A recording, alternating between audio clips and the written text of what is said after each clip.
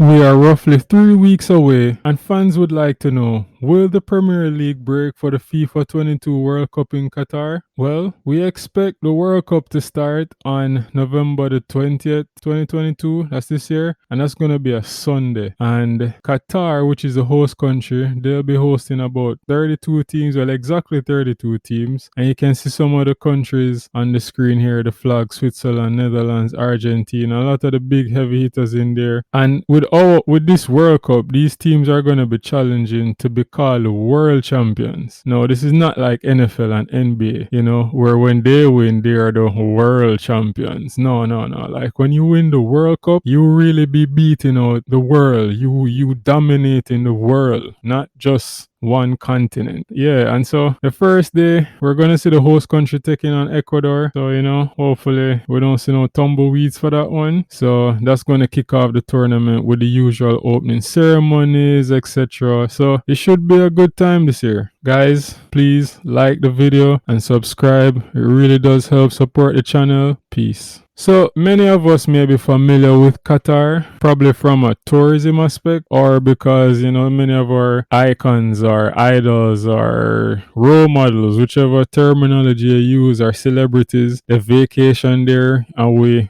see them on their travels when they give us a glimpse into the world. But if you've ever had the chance to go there during the summertime, you would have realized that over there is hot.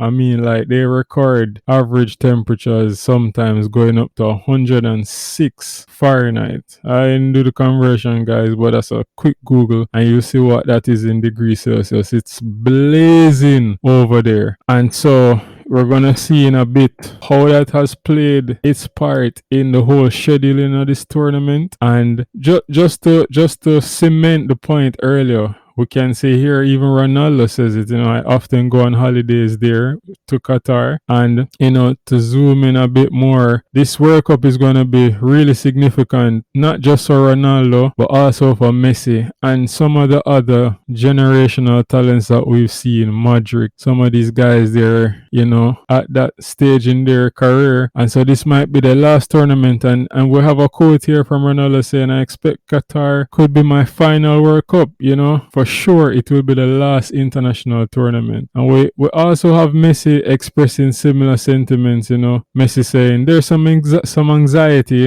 he's a bit anxious for this competition because clearly he wants it to go well, and he's saying it is the last one. He's certain. But only time will tell, in many other sports, players come out and say they're going to retire and then they come back out of retirement. But for right now, this is setting up this World Cup to be monumental, historical, legendary. And as fans, we're just hoping it's going to be crazy. It's going to be lit. So, a little trivia here. Did you know this will be the first World Cup held during the winter season for countries in the Northern Hemisphere? So Northern Hemisphere would include like North America, portions of Europe. So pretty much the World Cup is normally held like in June, somewhere there, June, July. But this time we're having the World Cup during November. And like I was saying earlier, Qatar has like crazy temperatures. And so in considering those things, I thought let's have the World Cup during the winter period, which would be now, or we're heading into winter, it's like fall now. So the World Cup is going to be between November 20th to December 18th, with the 18th being the day for the final. And they're expecting temperatures to be more like in the 80s during that period of time. It's still going to be pretty warm. And so you may, if you're following up on the World Cup news and stuff like that, you may have heard that some of the stadiums, if not all, are going to have air conditioning in them. It's some crazy things they're doing over there just to ensure they're going to be playing the matches at night time. So there are a lot of things they'll be doing to ensure that the temperatures are playable, right?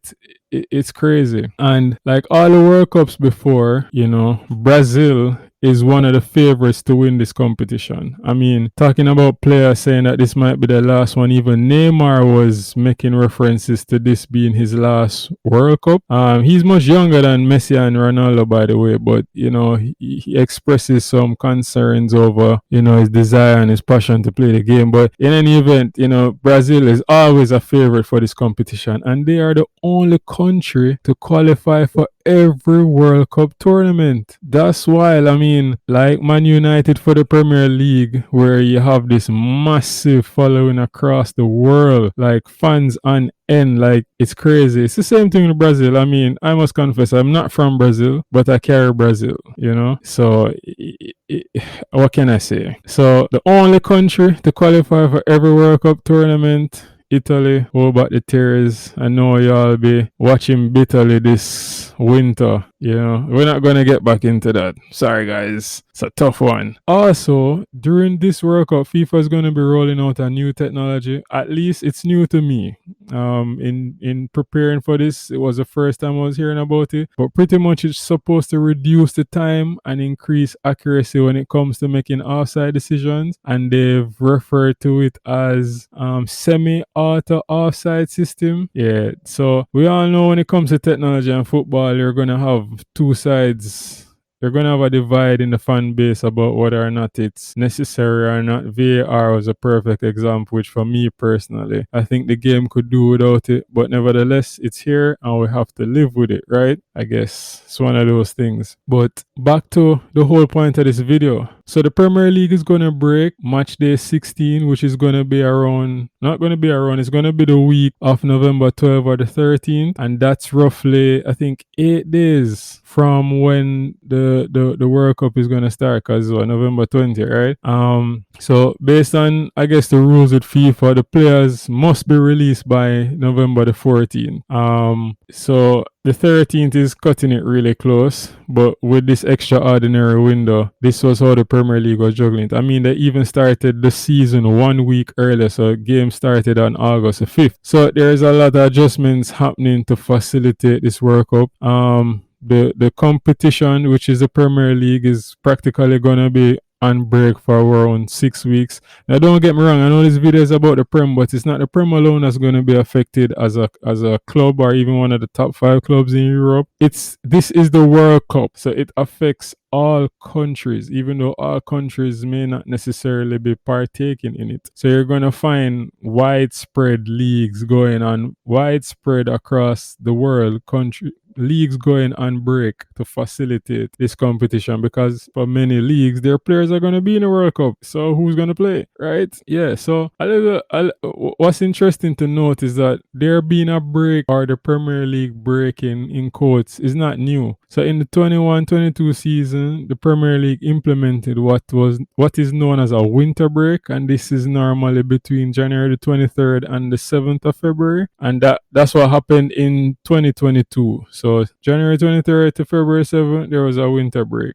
There was no previous winter break the season before that was due to the pandemic. And that had a significant impact on match games, fans, everything. And so because of the World Cup, obviously they're not going to have this winter break next year, because the competition is going to be on a mad break, and it's even going to affect when you have the Champions League finals, and all these different things are going to get shuffled around to facilitate this. So the Premier League is going to resume 8 days after the 18th. So on the 26th of December, we're expecting matches to start again. So if players who play in the Premier League make it all the way to the final, they're going to be the ones most disadvantaged, because they're going to get roughly a week, little over a week of rest. When normally when it's held during the summer, you would get about 3 weeks break before you return to competition. So it's going to be a very interesting season. I mean, players, I'm hoping they're being extremely careful with the diet and stuff like that to ensure that they're not getting any unnecessary injuries from things that they could prevent. But yeah, man, we're hoping for a great competition, hoping to have some memorable moments. Yeah, I mean, every World Cup has them. So just to give you all a quick visual of some important dates to note, as we said before, the Premier League started a week early, which was August the 5th. We expect the Premier League to break the weekend of November 12th 12/13. Those will be the final Premier League matches before the World Cup. World Cup starts November 20th, and then there you see the different key moments of the World Cup. We have round of 16, December 3rd, 6th, December 9, 10, we have quarterfinals, December 13, 14, semifinals, final December 18, Premier League restarts December 16, which is Boxing Day for those countries in the Commonwealth and in England as well. Right, so again guys, you found this video interesting, you like the info, you like the style, just hit the like button, subscribe, it really supports the channel. I love y'all, respect, peace.